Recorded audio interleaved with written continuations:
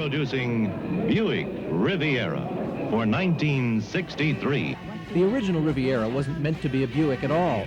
Designers styled it as a new entry for GM's Cadillac division in the early 60s. Cadillac said no thanks.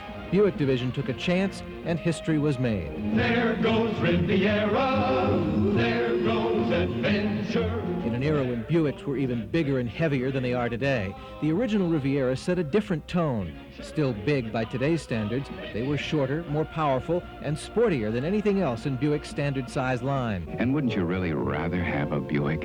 Adventure, a car called Riviera. Riviera's adventure, as it moved through the 60s, saw styling changes that were more evolutionary than revolutionary. Riviera was getting longer and more powerful.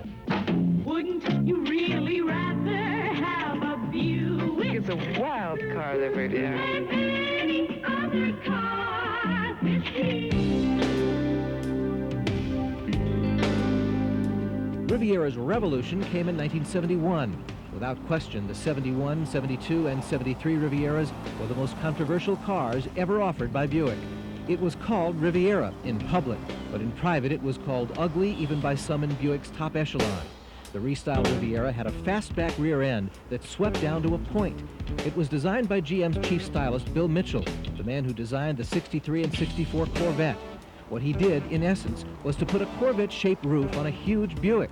Mitchell wanted another classic, and he got it. These were the longest, widest, most ostentatious Rivieras ever built. They became known in the industry as boat-tail Rivieras, a name that defines them even today.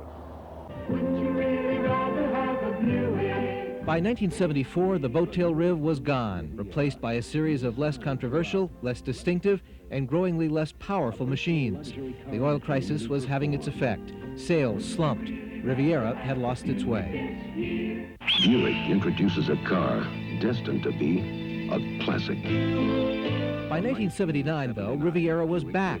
Downsized, totally new, with styling and engineering advances reminiscent of the original.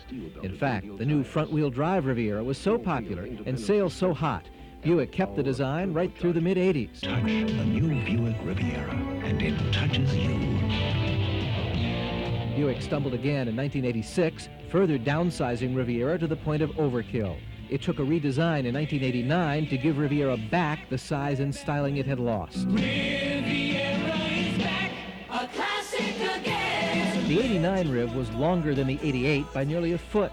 Again, success. A winning Riviera that stayed alive through 1993. The great American road belongs to Buick. There was no 94 Riviera. Buick stylists and engineers weren't quite ready with their next generation Riv, but they are now. The 95 represents the most dramatic departure in Riviera styling since the boat tail. Larger again, more powerful with an optional supercharged 3800 V6. Aerodynamic, luxurious. I got hold of one of these beauties and drove it for 10 days. And coming up next week on Channel 4 News, we'll go behind the wheel of the 95 Riviera.